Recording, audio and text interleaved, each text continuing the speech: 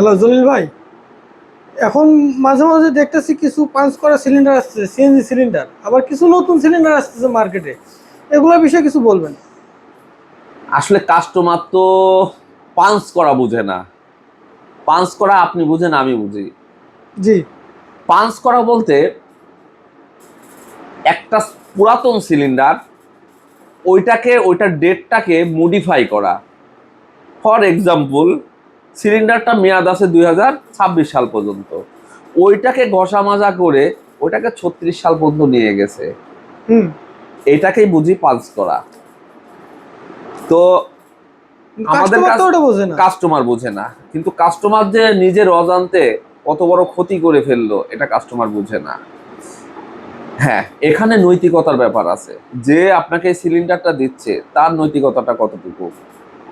কারণ একটা ভদ্র কাস্টমার, একটা ভালো ড্রাইভার, একটা ভালো মালিক আপনার কাছে বিশ্বস্ততার সহিত আসছে বা বিশ্বাস নিয়ে এসছে, জি। এইটা আপনি ঠকাই দিলেন।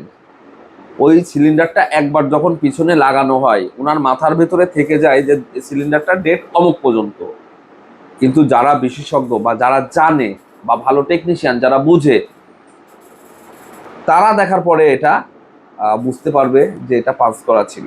এটা একটা নিরাপত্তা জনিত ঝুঁকির মধ্যে থাকে। তো এটা যে লাগাচ্ছে তার নৈতিকতার ব্যাপার। তো এই ভুলগুলা করা যাবে না, যে আপনি একটা প্রোডাক্ট এত টাকা দিয়ে নিচ্ছেন, এটা পাঞ্চ করা কিনা এটা আপনাকে বুঝে নিতে হবে, এবং সিলিন্ডার অবশ্যই রিটেস্ট করে নিতে হবে। রিটেস্ট সার্টিফিকেট বুঝে নেবেন।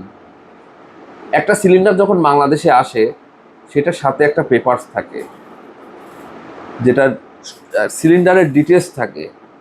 আপনি নতুন সিলিন্ডারের কথা বলছেন, নতুন সিলিন্ডারে একটা পেপারস থাকে যেটা কোম্পানি থেকে দেওয়া হয়। আপনি অবশ্যই এটা বুঝে নেবেন। আপনাকে 9/6 বোঝালে আপনি ওই সিলিন্ডারটা ফেরত দিয়ে দিবেন। আর যেহেতু বাংলাদেশে এখন সিলিন্ডার সংকট, তো আপনারা যারা সিলিন্ডার কেনা নিয়ে উদ্বিগ্ন আছেন, একটু সতর্ক হন। আপনার লাইফটা সেভ থাকবে, আপনার গাড়িটা সেভ থাকবে। তো সিলিন্ডার কেনা নিয়ে আপনারা একটু সতর্ক হবেন। অবশ্যই রিটেস্ট করে নেবেন, এক্সপায়ার ডেট দেখে নেবেন, ম্যানুফ্যাকচারিং ডেট দেখে নেবেন।